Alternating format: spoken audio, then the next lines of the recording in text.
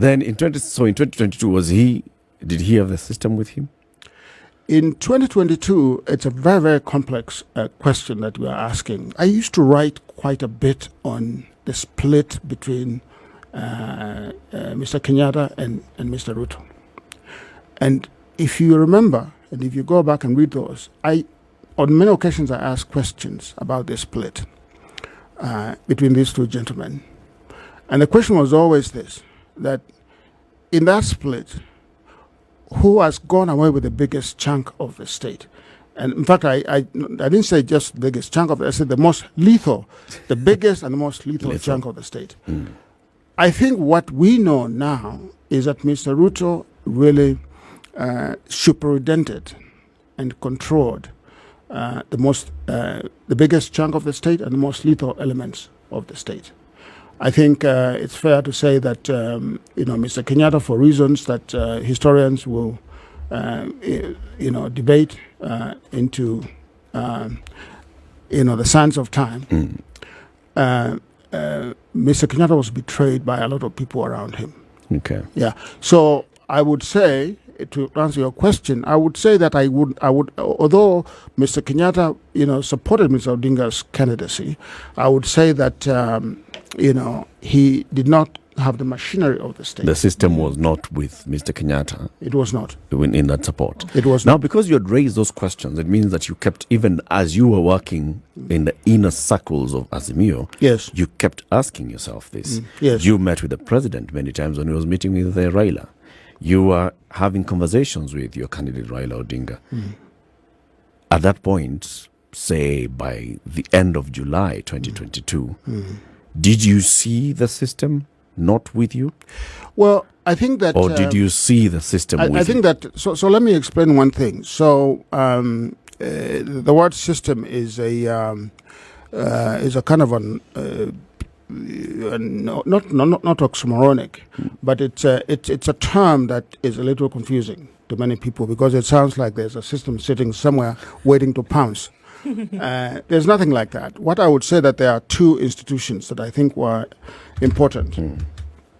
I think the IEBC clearly was a very important central part of the conduct of the election, and obviously on the back end of it, the determination by the Supreme Court of that election. What I would say is that the machinery of the IEBC and its infrastructure was in the hands of Mr. Ruto. And I think that, the actual powers that be within the IEBC and working with other fractions of the state, and I will just use the word fractions. I'm not talking in tongues here. I'm just speaking English.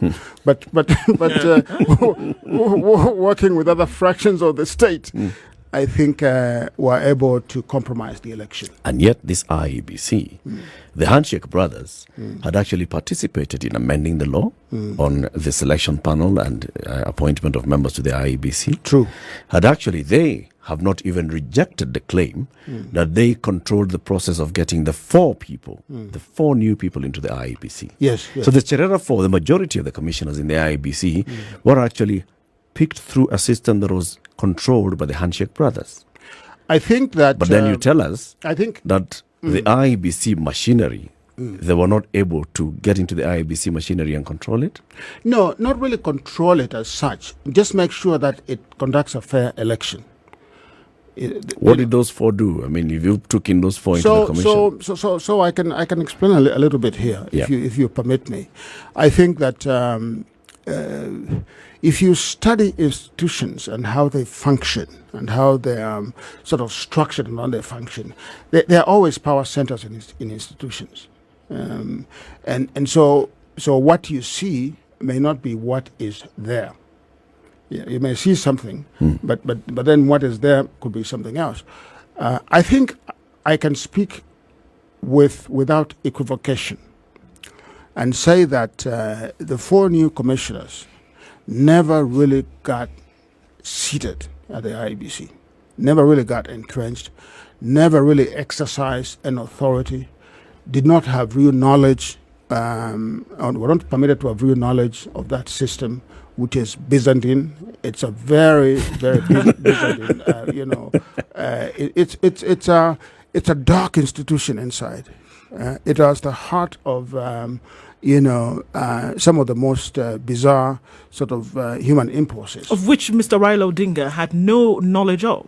This Byzantine system that you call it. No, of course. And the president. No, of course we did, and that's why we participated in the reconstitution. But you can reconstitute something and still not actually be able to make it work the way it's supposed to work. So if you, for example, I'll tell you something that is interesting, but which won't surprise you. Commissioner Justice Nyang'aya was a commissioner in charge of IT. Yep. Okay. It should not surprise you that Mr. Nyang'aya had no access at all to the IT infrastructure of that organization. He just didn't. It won't surprise you, for example, that when ballots were being procured from the Greek company, that the four commissioners, at least the four commissioners, had no knowledge of it. The ballots just appeared at JKIA, and I think the press people ran there to go and see the ballots. And there was a very stormy meeting. I'm sure you have heard about this because you're in the business of finding out what happens behind closed doors. There was a very stormy meeting in which the commissioners, really fought each other. And they came out, Mr. Chebukati came out and said that we have agreed, there's no problem. At that point, I would have expected the four commissioners to say, no, it is not okay. For whatever reason that there was, they went along. In the final phases of that election, and this is not disputed actually by anyone, Mr. Chebukati came with a sheet of paper with numbers on it, and put those numbers in front of the plenary of the commission, the seven, and said these are the results. And that he and his CEO Marjan Marjan had tallied the results working with the staff of the commission. The commission is the seven. Now, as you all know, Mr. Chebukati proceeded to walk out there in that hall in a shambolic exercise that I think will remain, the shame of this country, because it's a very big stain, and conducted an illegal proceeding.